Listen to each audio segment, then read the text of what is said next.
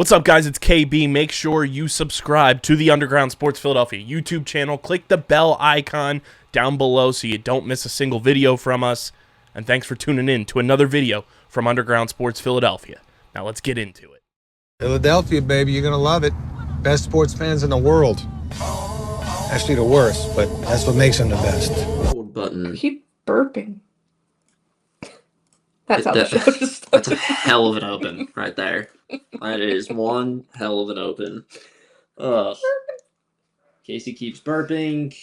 I am not, I don't know. I'm not doing anything. Honestly, you're not doing anything.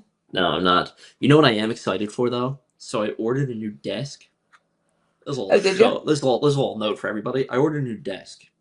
It's a sit-stand desk. So there might be some episodes now where I'm standing, and I'm gonna get movement in the episodes now. It's gonna be crazy. Oh God. Yeah. It's gonna be well. wild. I never should have gotten a squiggly chair because I turn all the time. Just spin. While we record. Yeah. Well, that's why I lock my chair before every episode. I don't think I can lock mine. So I can't go. Oh, well, now it just locked.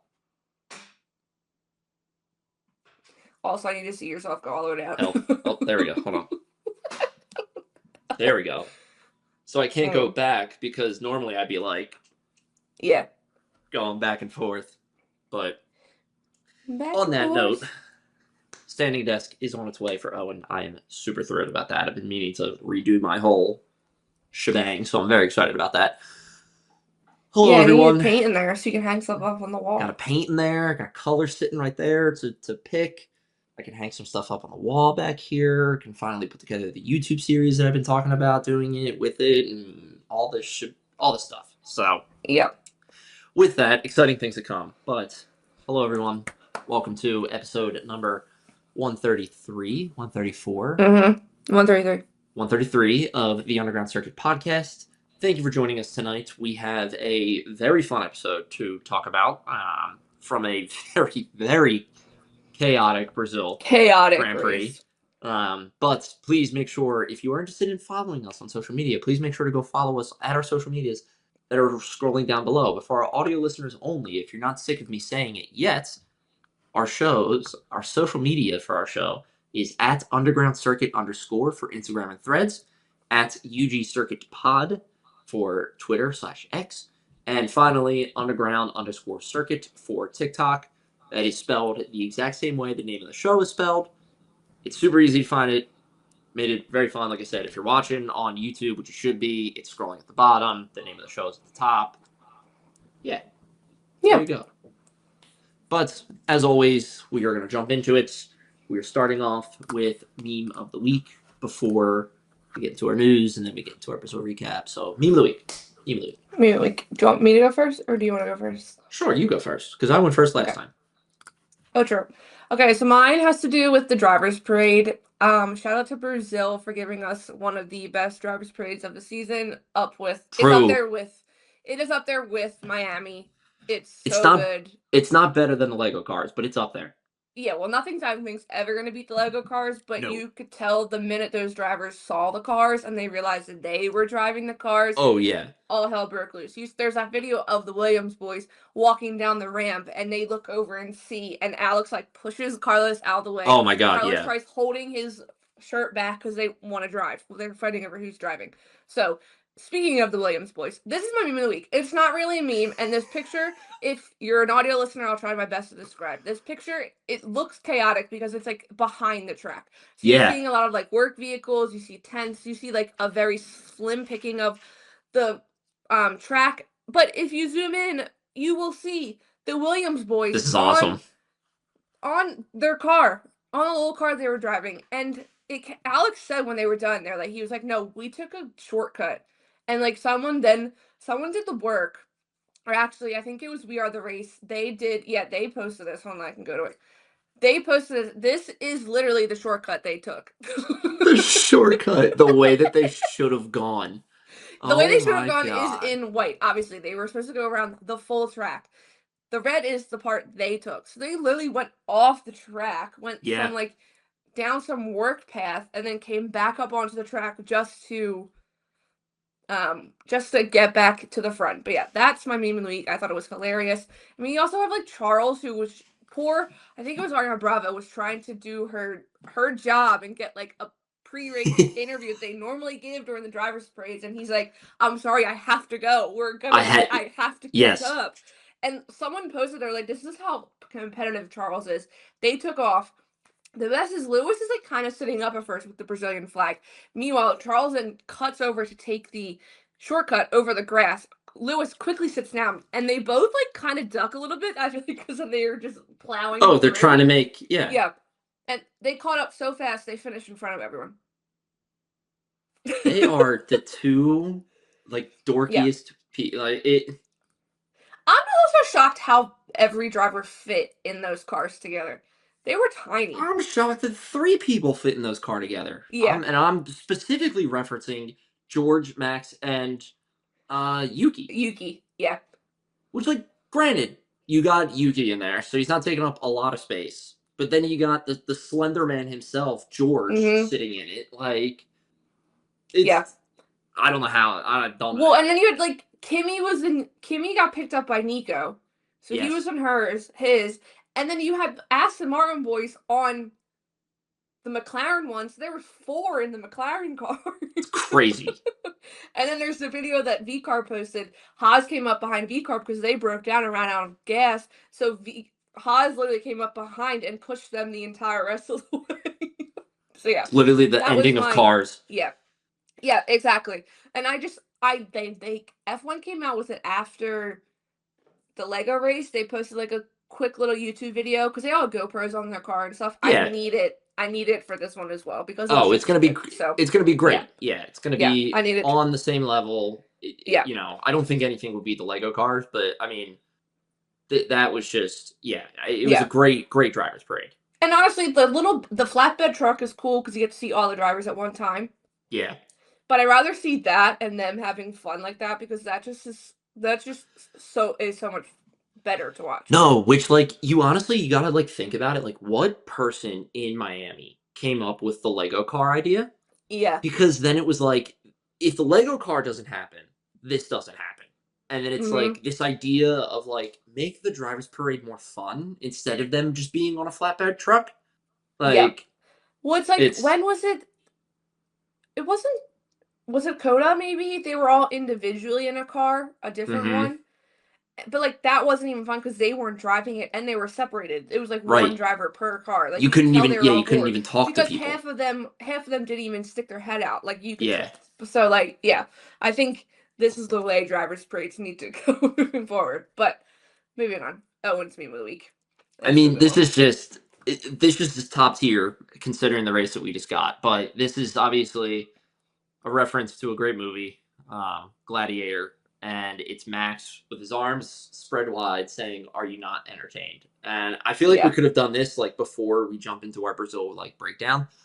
But I mean, how can you just not appreciate Max Verstappen for what he does? You know, I mean, it's what he did in Brazil, and the fact that he's done it twice now is incredible. And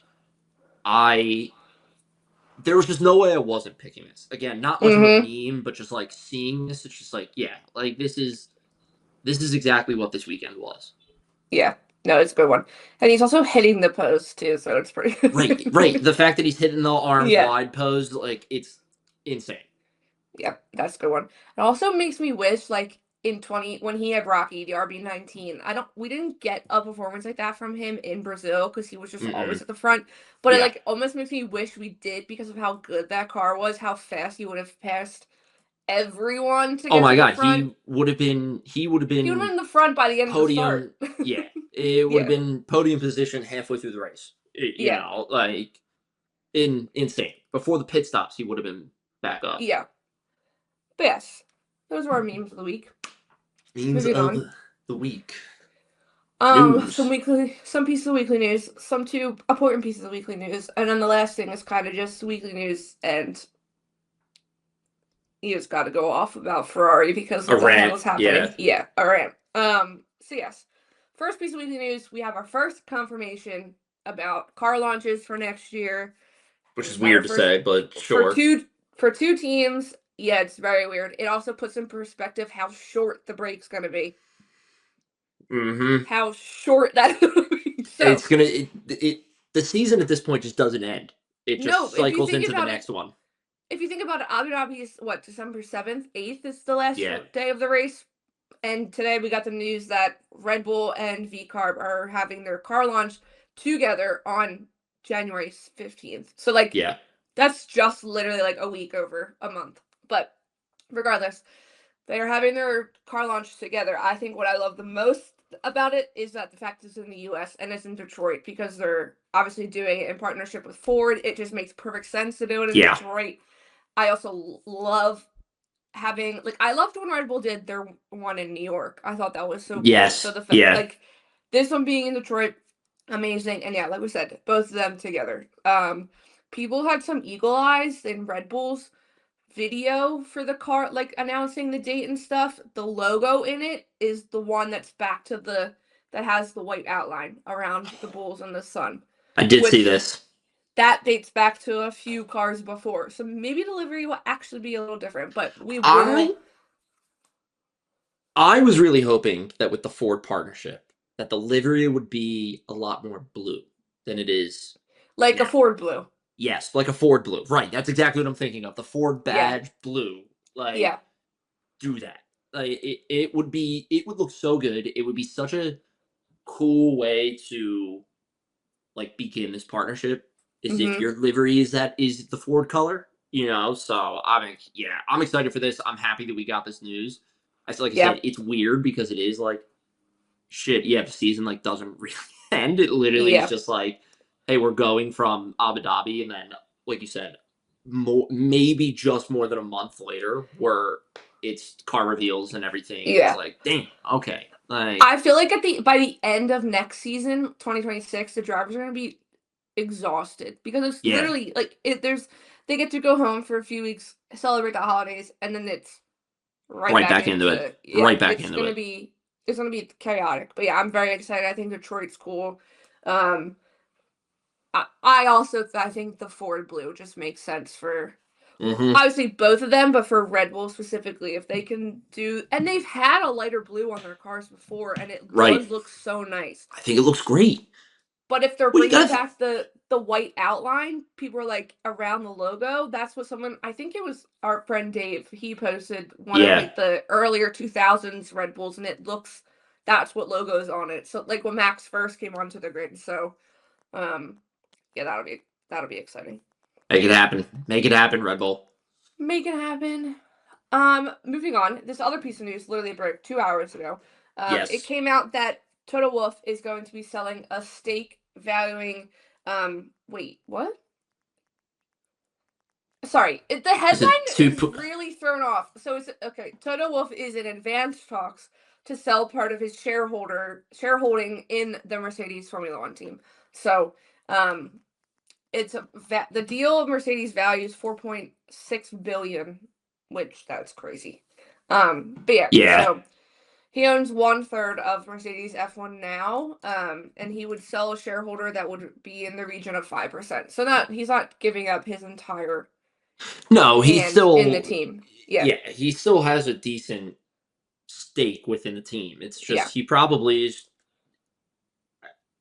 I don't know why people ever do this, so I'm not really gonna try to comment on it. But probably was just screw it. Let's see what. Yeah, well, remember when it came out that Lawrence Stroll was selling part of his stake in Aston Martin, and everyone's like, "Oh, is this the time? Is he leaving? He's getting out of the team?" And then he did it. You've never heard anything about it since. Yeah, never went never. It doesn't matter. Led to anything. Yeah.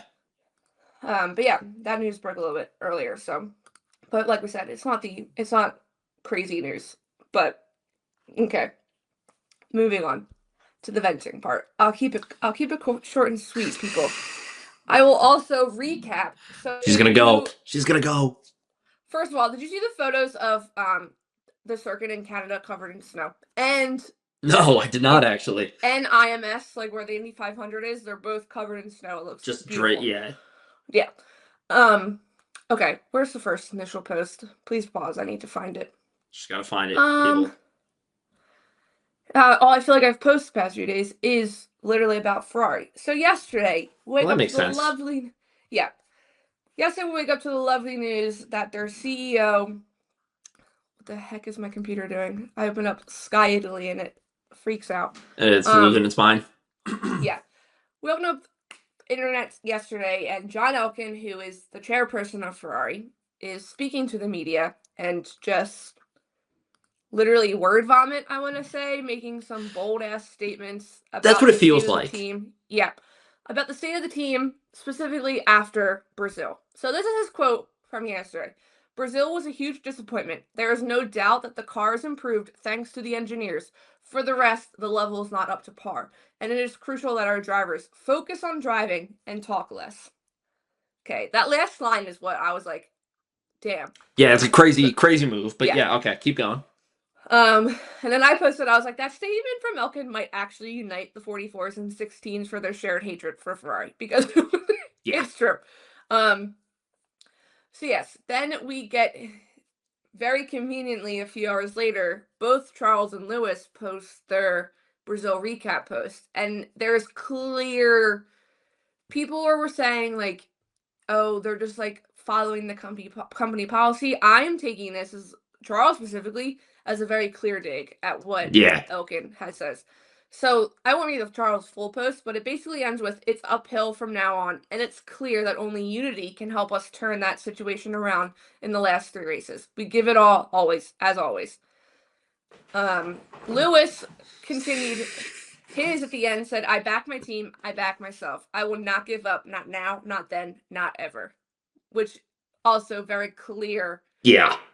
Very clear statement. And people were like, no, Charles is too, like, PR, like, literally PR golden boy. I'm like, no, you're not, like. So I posted it. Someone was like, oh, the North remembers when Charles liked that post last year on Twitter. That was just a photo of the Monza podium with honor after his teammate's mom was caught liking a post saying that Charles had no honor. So, like, the man does know how to speak. And yeah. He knows, Charles knows how to subtweet. He absolutely does. Sure. Yeah. And that's why I posted, I said, I'm so selfish. I wish Twitter likes were still visible for, like, everyone, because he's. People literally posted yesterday, they're like, pay attention to your notifications, people. Yeah. We need to know. So yeah, then again today, the video of the actual statement from Elkann came out, and it is word for word the exact same thing. Yeah. You know it's major news when Sky Sports doesn't geolock it on Twitter. That's how you know. Oh, yeah. Yeah. That's how you know. Elkann then continued and fired back today, basically saying that statement was meant for Lewis. The honeymoon is over. That's basically what he said. The honeymoon is over. What? First of all, what fucking honeymoon are we talking about here? But sure, go ahead. And then this is my favorite clapback, I think, of all. Jenson Button, under the Sky Sports Instagram post about it, which basically has a picture of Elkann, and the quote says, focus more and talk less. And Jenson Button posts, maybe John should lead by example. Literally. Dude, I love it. Said it. That's how you know. And then we get an article from ESPN a little bit later today saying that a Ferrari spokesperson, aka Sylvia, because we all know she's head of PR Ferrari, who else is this statement coming from? We know. Yeah. It said they told ESPN the comments were meant to be constructive, and that the chairman's way of spurring everyone on. To anyone outside the team bubble, that's a fairly charitable interpretation of what Elkann said publicly. Yeah, no. Get the fuck out of here. No, it's a bit alarming, I think, because, like, this is what people were saying. They're like, before it came out that it was just targeted towards Lewis, sure, but you're also targeting it to someone that has 7 world championships, not with your team, and has had 7 world championships since the last time Ferrari won a championship. So, which I don't know. I think it's crazy. Like, listen, I'm all for a good, like, tough love kind of moment. Same. You know, like a Toto with Kimi kind of moment. Exactly, was what I was going to say. Exactly. Like, he was a little bit disappointing. Like, that is a fair enough criticism that it's like, sure, you're a team principal. You say that. That's a thing you say. But it's also enough that you know it's going to light a fire under Kimi's ass, which it did. It worked. And it has, yeah. And it has worked. But if you're like, what is he, chairman of something? Chairman of Ferrari? Sure, you're high up. I'll give you that. You have the right to criticize them. I'll give you that. Everybody's got the right to criticize each other. That's fine. That's totally fine. But it is ridiculous. To be like, pretty much paraphrased, shut up and drive. Yeah. And it's like, listen, I'm not knocking team engineers here. I'm not knocking team mechanics. But, like, sure, the car has improved. But the car has not improved enough to the point where you can then point to Lewis and Charles and be like, it's your fault. It's That's like Max in the RB19 and not performing well. Right. I don't know what he expects. I also don't know where the fuck he's pulling this, like, the honeymoon is over type stuff. First of all, there was no honeymoon. And if there was a honeymoon, it was everybody went to Mexico and everybody got COVID and everybody had to stay locked in a room for 2 weeks and suffer through this. And it's like, no, that's not, there is no honeymoon phase here. He has been struggling from the start. He came to you from a team that he was driving for, God, fuck me, I'm blanking on the number right now. But like you said, 7 world championships worth of he was driving for a separate team. Now he's coming over to a different team. He hasn't even been here for a full season yet. And you're sitting there being like, shut up and drive. And it's like, dude, you shut the fuck up. Like, you get in that car. A few weeks ago, it was basically saying that, like, the engineers were getting mad at Charles for the comments that he was making in the press. Okay, I think it came from one of these articles that basically said the engineers are getting mad at Lewis. Right. I'm sorry, you're the engineers. I need to find the post. It was McKee's today. Let's see if I can find it while I scroll because I liked it. I know I did. McKee's today says something about Lewis or Max and how he's so happy to now, like, basically, like, he's happy he's on the same team as, here it is. Okay. This is from Lauren McKee's about Max specifically. And I think this is obviously McKee's is not a chairman at Red Bull. He's a team principal, but I think what McKee says in this quote makes perfect sense in juxtaposition for this Ferrari shit show. Right. It says, I've had the pain to watch Max as a competitor for years, and it was really annoying. However, the guy is even more extraordinary out of the car. It looks stupid to say we call him the best sensor in the car. Don't tell him, but it really is the best sensor in the car. Yeah, because you're taking his feedback, and the engineers are applying it to the car. So Ferrari, you should be listening to your 2 best sensors in the car, where you have Lewis Hamilton, aka 8 world championships, like some people like to say, and the kid who is literally giving his blood, sweat, and tears to the team. He is Ferrari in a person. Yes. In the car, listen to them. It is insane that mechanics and engineers are so just like, I don't want to say like out of touch because I feel like we don't know enough for me to say that, but like I'll say it for lack of a better term, so out of touch that they're like trusting computers and sensors and everything over the people who are literally driving the car. It's like they are the ones experiencing it. They're the ones doing it. Like it's like Lewis saying, I have a puncture, and they're like, no, you don't, your tire's fine. He's like, no, I'm pretty sure I have a puncture. We don't see it on the computer. And it's like, well, look on the fucking train or look on the fucking track. Yeah. And tell me if I have a puncture or not. It's almost like, I don't know if I blame it back to like Fred or if I blame it back to Elkin, but it's like when a professional sports team like football, hockey, the coach loses the locker room. Yeah. Oh yeah, absolutely. That's a really good analogy. That's where Ferrari's at. It's not like the team. It's not like Charles and Lewis the team have lost Charles and Lewis. Not making sense. It's like they've lost their own garage because it's like the garage isn't listening to them when you have 2 generational talents in the car. Yeah, that is a really good way to put it.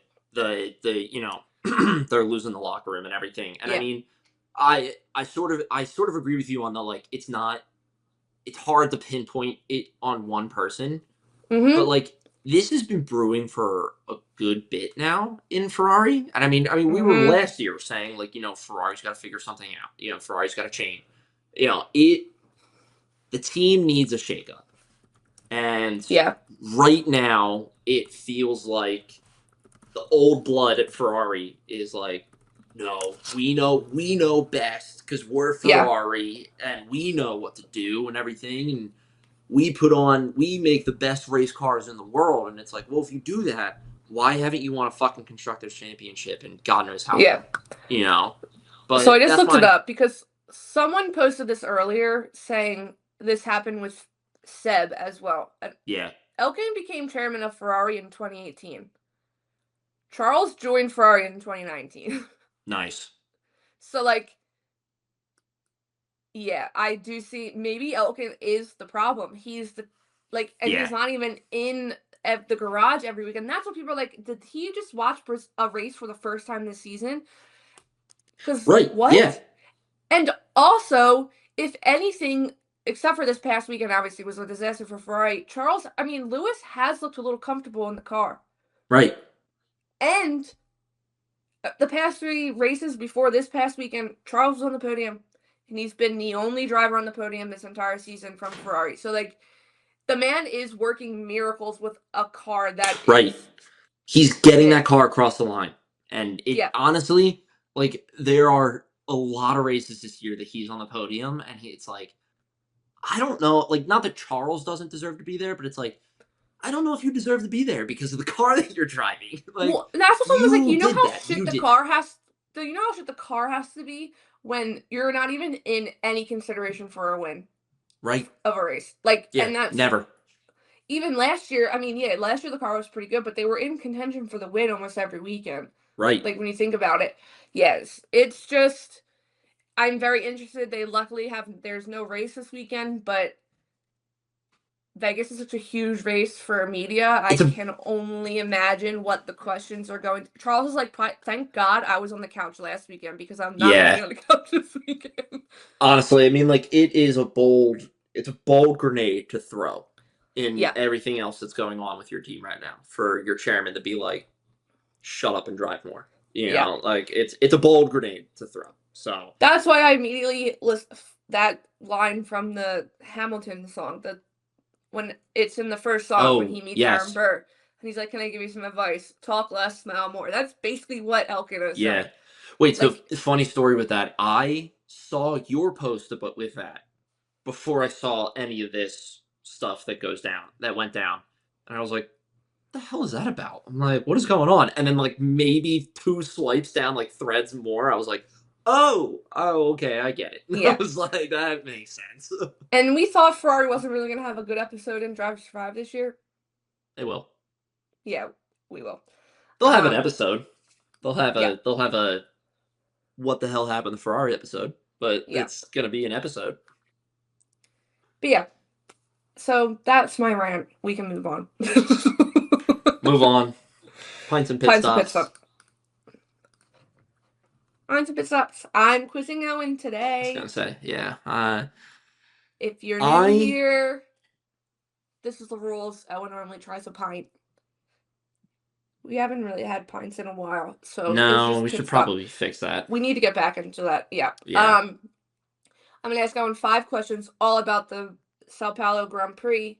Every question he gets right, I will take off a second. Every question he gets wrong, he will gain a second. I'm gonna let you know right now.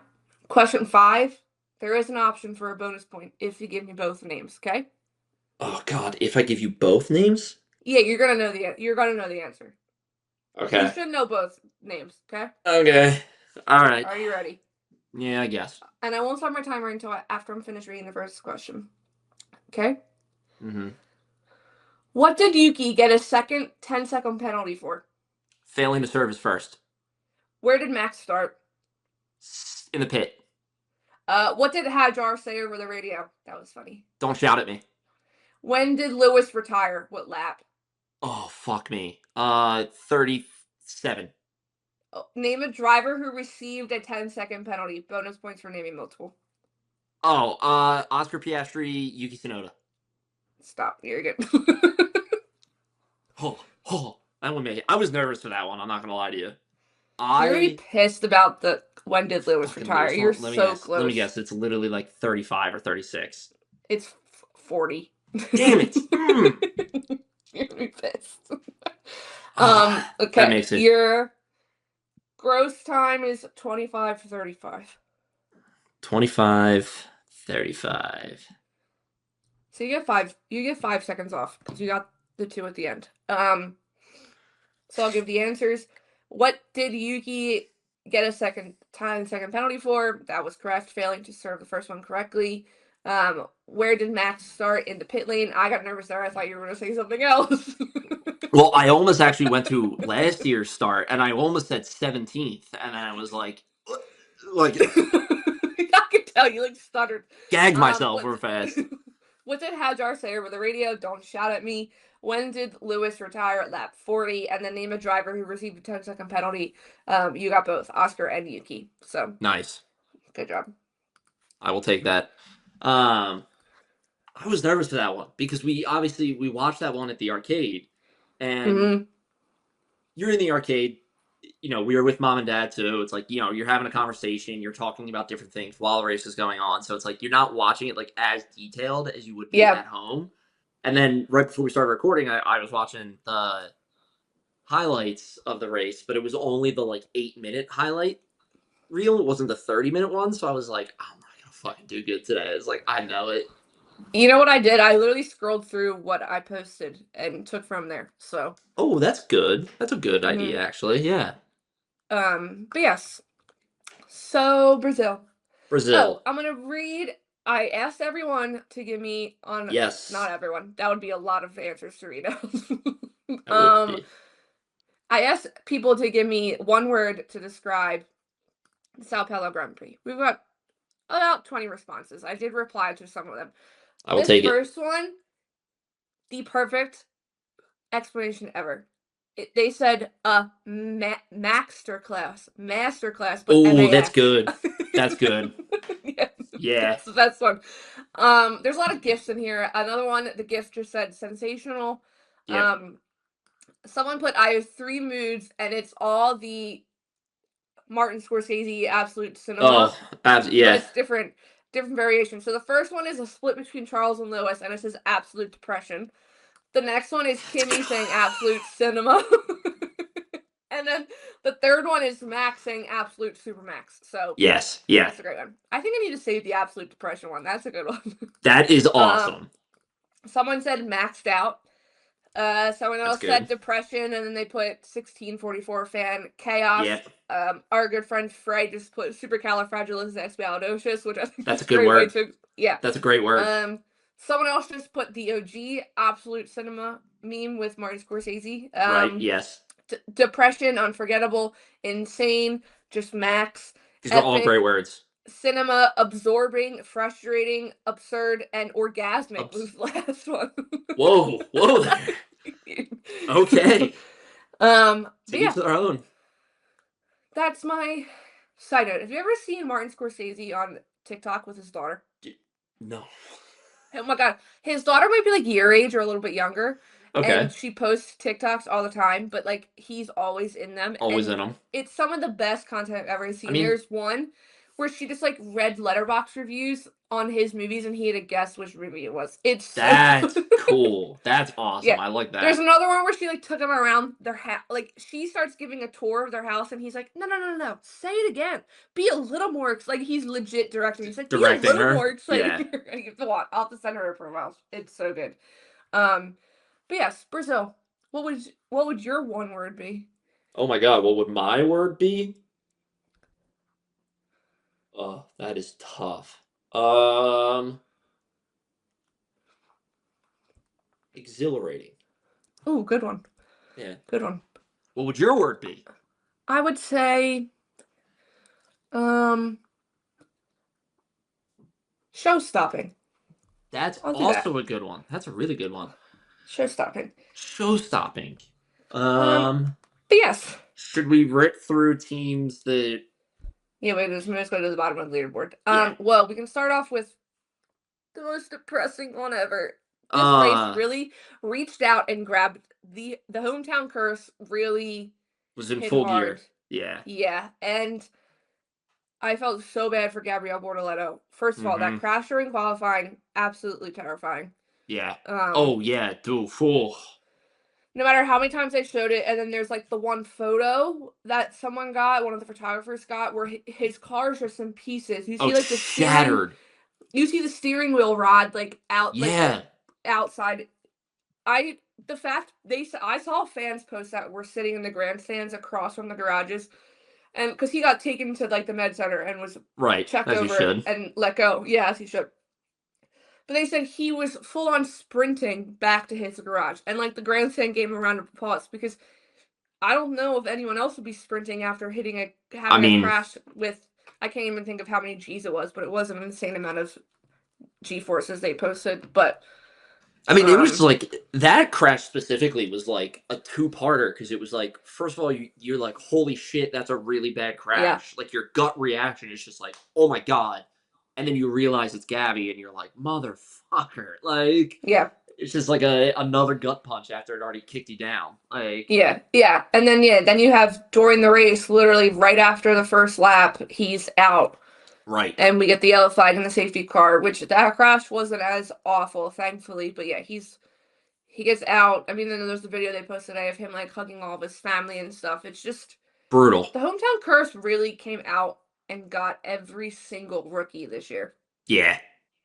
Every single one. Because you have Kimi and Imola who crashed out. Like, it just was no one's friend, I feel like. Sparing nobody. Yeah, sparing nobody.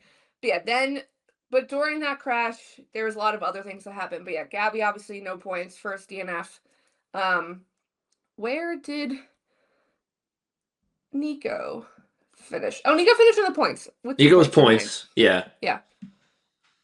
Alpine?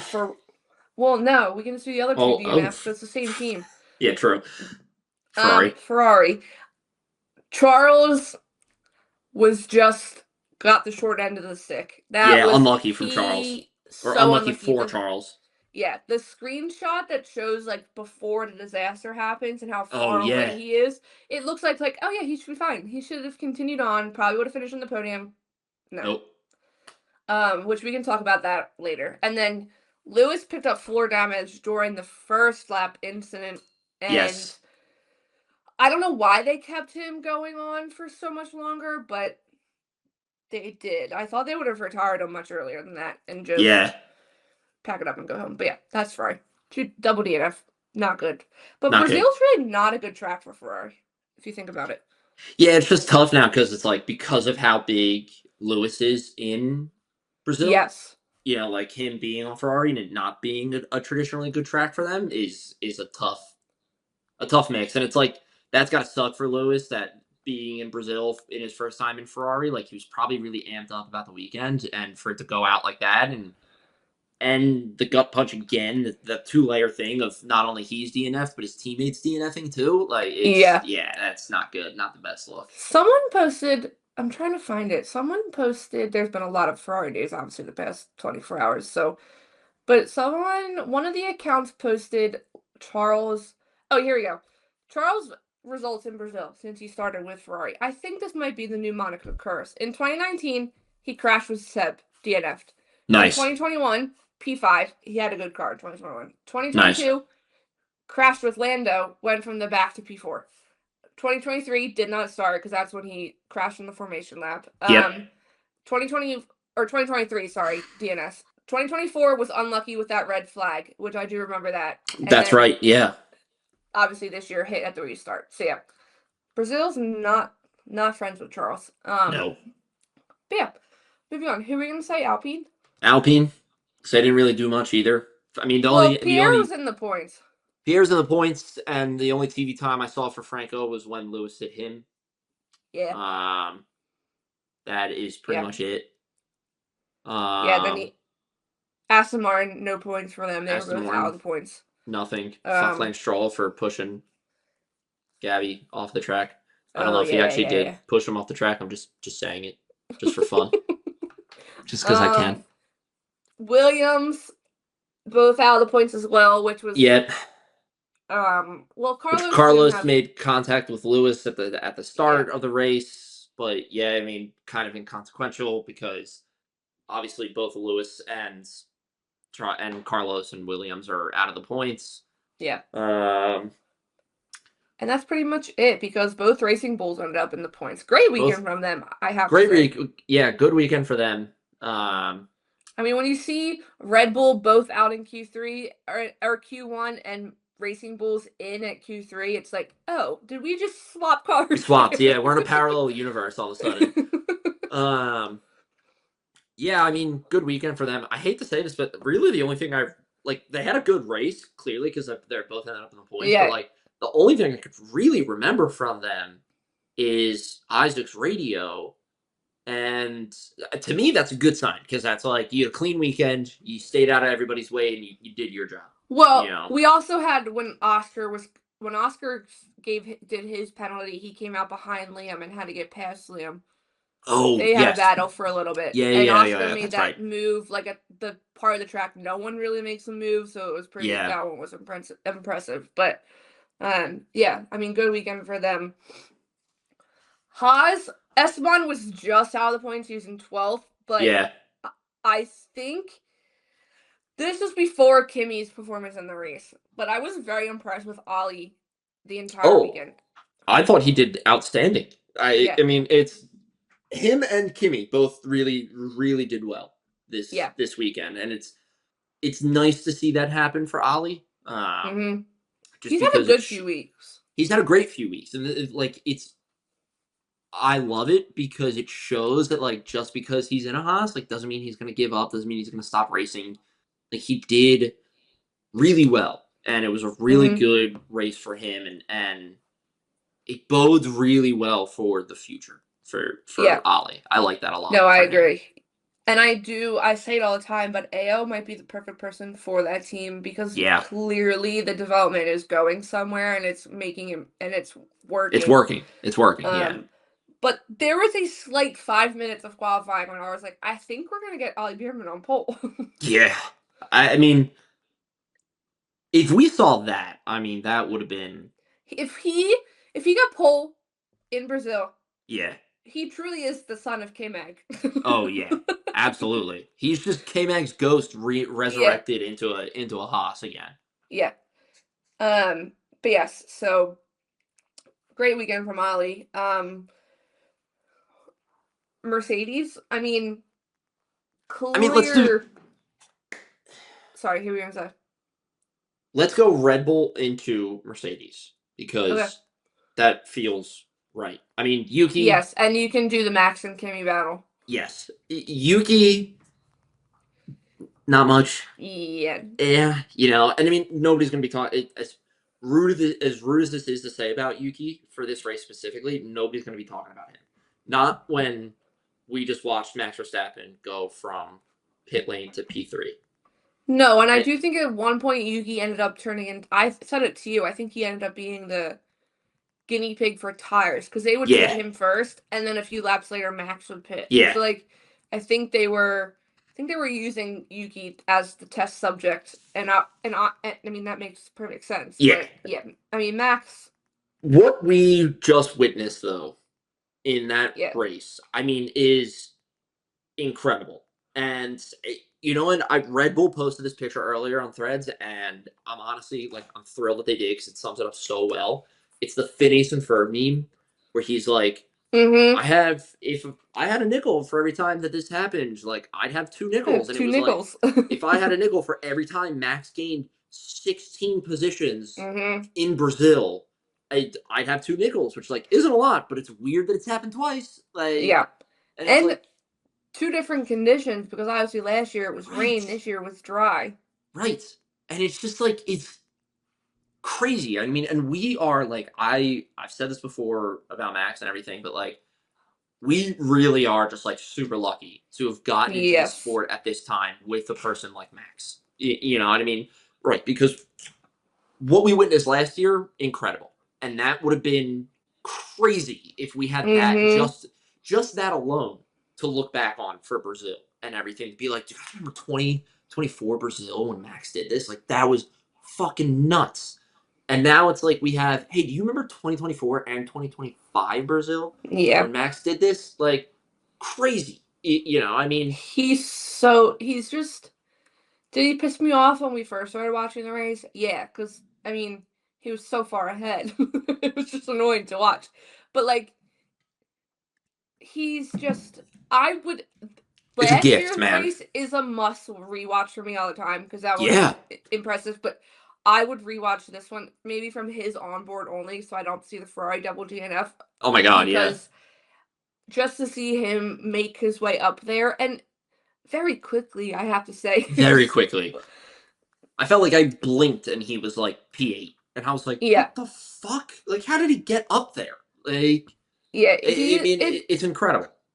He's just insane, kind of. Can I do they used to be able to do the replay live timing. I don't think they let you do that anymore. Oh. But I mean, I want to see when he got there, like what lap. How fast he got up there. I mean, all that to say, I mean, that was an incredible race. Again, we are so lucky to be able to watch him do what he does and everything. And it just absolute, I'm going to steal the person's word, masterclass of a drive and everything. Now, that being said, jumping into Kimi versus Max. What a fucking way to cap off that race. Holy shit. I mean, there was part of me, I was really split because I was like, I want Max to do it. I want Max to get past him just so Max can add just more to this insane drive that we're watching. But then I was like, it would be so fucking cool, though, if Kimi holds him off and it's Kimi, the 19-year-old holding off Max Verstappen, and he fucking did. And it's just like, this is like an absolute treat to cap off the end of that race. I mean, Toto had to be happy because everyone, when Kimi was coming up, people were like, he's the next Max, he's the next Max. Yes. And I mean, watching the quote next Max going up against the Max Verstappen and Kimi holding his own. Yeah. Yeah, that was impressive. I mean, by the end I was like, Max isn't gonna get him because Kimi was just pushing. Moving. Yeah, he was going into corners so perfectly. He was getting the perfect exit. It was just it was a true masterclass from Kimi. We said this to each other after the race is done. I mean, like, everything that Toto went through last year of trying to find the Lewis Hamilton replacement, he is feeling so vindicated watching that happen. And he is feeling so happy and confident and just, like, complete in his decision that he was like, I'm so thrilled that we trusted this 19-year-old to do this. Like, and that was a 3-4 lap span right there is the proof right there. Like, if anybody, and nobody will until the rest of the season or even next year, if anybody was like, I don't know if Kimi's that good, it's going to be like, here you go, watch this clip of him defending Max Verstappen. Like, it's, Toto had been. I wish we kind of got a shot at Toto because he would have been sitting in his normal arms crossed pose, like with the slightest smirk, being like, that's my Kimi. And going back to the whole Ferrari discussion earlier, that's giving constructive criticism and lighting a fire under your driver's ass because his turnaround since that he's underwhelming has been incredible, pretty insane. Also, I feel like the rookies the past 2 weeks, specifically Kimi and Ollie, because we saw the overtake Ollie had on Max. Yeah. And that was spectacular. And he held off Max for also a decent amount of time. And then you have Kimi having this full masterclass. It's like, you can tell they've been watching Max in Formula One for the past 10 years and studying him. They know him. Yeah. Yeah, they know his moves. But you also know, there was a video of Max and Kimi getting out of their car and like immediately going up and like giving each other a little hug. And you just know that's Max. Like, Max appreciated probably. Oh my God. Yeah. Max kind of racing. 100%. Max, like, in the moment was like, I got to get past him. I want to get past him. I got to get past him. But the moment Kimi crosses that line and the moment Max crosses that line, he's like in his head. He's like, wow, I fucking love that. Like, I love that chase. I mean, just incredible. I don't really know how else to, like, say it, No, I don't either. And I do have to say, I feel like that might have helped solidify Kimi's Rookie of the Year title. Oh, yeah. Yeah, people will... That's going to be the same thing. Like, nobody's going to doubt him. But, like, if he wins Rookie of the Year, like, that is going to be one of the key moments right there. It's going to be like, this is why we chose him as Rookie of the Year. McLaren? I don't... Okay, all right. I don't remember what my predictions were last year. But I said this... Not last year. Last week. You said Lando wins. I did... Okay, so if I did say Lando wins, that's great. I'm thrilled that I picked that. I'm happy I saw that. I said this 2 weeks ago, though. 2 weeks ago. That was the type of drive that Lando needs to do to win out the rest of the season, to win World Drivers' Champion. You know, I mean, that was, for all intents and purposes, that was a grand slam. You know, he got pole, sprint pole, sprint finish, or sprint win, race pole, race win. Obviously, you can throw fastest lap in there too, which he didn't get, but like you don't get a point. He for also that didn't anymore, lead every lap. Right. So it's like, yes, but like that is what he needs to do. He was just locked in from FP1 He knew, on. yes. He had a good start. He got away from the accident, which, like, when you have a good start, you get away from chaos like that, especially when you're in pole. And it's just, he ran away with the field. And it's like, that's what he needs to do. So, like, I don't know what he did this weekend that he was like, this is good. I'm happy. Whatever it is. He needs to take that. He needs to hold on to it and bring it into Vegas and then bring it into Qatar and bring it into Abu Dhabi. Like, well, I think they're saying if he could wrap it up by Qatar because he has a 24-point lead. So I think that's counting if Oscar has 2 more disaster weekends. It could be. I think he could wrap it up by Qatar, but like selfishly, I wanted to go all the way to the end, to the last. I wanted to go all the way to the end between the 3 of them, also not just even between the 2 McLaren drivers. I wanted between the 3 of them. I would say this for Oscar. I don't think that was not him, as people were saying, choking on the internet. That was not him caving to the pressure. That was just, first of all, the water getting splashed up onto the track in the sprint race. That could have happened to anyone. I mean, we almost watched Max get crash out and spin out in that same exact spot, to the point where they made changes to the curbs. So, like, and then 2 other drivers also had damage in that same corner at the same time of the race. So I'll give them that. I do think the 10-second penalty was harsh. I do think if that was an ideal racing incident, turn 1 incident, we see it all the time. But I also, when you watch the replay, I do think Kimi was more at fault. I don't think anybody's specifically at fault or more at fault than the other person. I think it's just a racing incident. It's the restart of a safety car. You have Oscar lockup in a turn. Also, in one of the easiest places to overtake in Brazil is turn 1. So it's like, Kimi has a slow start off the safety car restart.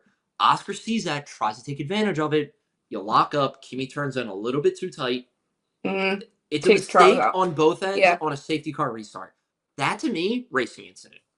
Yeah, I think it was a slam dunk racing incident. I mean, to the point, I think every TV person I saw posting about it, like Alex Brundle posted about it on Twitter afterwards, basically being like, that's just a racing incident. Like, it's a racing, and that's part of me that's like, why isn't McLaren fighting the penalty? I mean, we've seen Williams do it for Carlos. We've seen Ferrari do it for Carlos. Like, why aren't you... I can tell you why. Yeah, because we're backing Lando. Lando won the race. Lando won the race, and now they're seeing it as a scapegoat to... Well, now that's what it is. When you have Zach Brown days before the race saying, I don't know if I can pick... If Max comes back and wins, he's not going to pick... He's just basically going to let it happen. Because then he would, he doesn't want to have to pick one of his drivers to be the, like, number 1. Which I think is a crazy mentality when you have your top 2 drivers fighting for the championship. I think you're just caving to Max and kind of handing that championship to him. But I would think if they were farther down the grid or something, or if they were fighting for P2 in the constructors, McLaren would have fought that penalty a little harder. I do. Absolutely. I 100% agree with that. It's just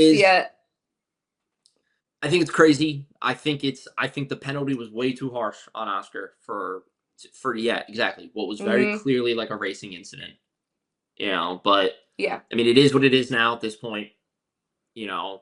On the it's selfish happened. side of it, I'm happy because Lando won. He's one step closer to winning the World Drivers' Championship. We go from there. I mean, McLaren also played it out so well. Oscar was in the lead for a little bit, so he got a gap and was able to only drop to 4th or 5th. Sorry, it could have been a lot worse. He was still in the points. I don't think I could see, because of just the way the world works and the way the universe works. I could see him coming back and winning Vegas, and just to make it that much. Yeah, I could absolutely see that happening too. Yeah, I 100% agree. Yeah. Or then they split Qatar, and then they are going into Abu Dhabi, neck and neck. Yeah, I can absolutely see that happening. But yeah, I mean, insane race, and insane weekend. I feel like from FP1 on, it was intense. But there was always something. There was always something. It was cool seeing Brazil have a hometown kid to cheer for. I mean, they're so loud, and they're so intense and passionate. So it was cool to see that. But yeah, Brazil, great race. As I said, the best word to describe it: Maxterclass. So. Yeah, and now we come up for a little bit of fresh air before we dive straight back into a back-to-back to close out the season. Chaos. Yeah. So should be fun. Should be good. Yeah, well, it's gonna be fun. But I'm also selfish, so it's gonna be fun. Yeah. But yeah, so I don't think I have anything else to add. I got nothing for this week. Close us out. We will be back next week for our Vegas preview. We'll give some predictions. Also, because I'm going to Vegas, so I'll give what I hope to get out of my Vegas trip. But yes, because by the time next week's episode gets posted, I'll be in Vegas. Has been for a day or two at that point. But as always, go follow us on our socials at the bottom of the screen. They've been scrolling over wherever you listen to your podcast. Please go give us a follow there, comment, subscribe. Our YouTube also, because hopefully when I'm going to be trying to do my best to do a full vlog when I'm in Vegas. So there's that to look forward to along with everything else. So we'll be back next week. Thank you so much. And have a great week, people. See you later, people.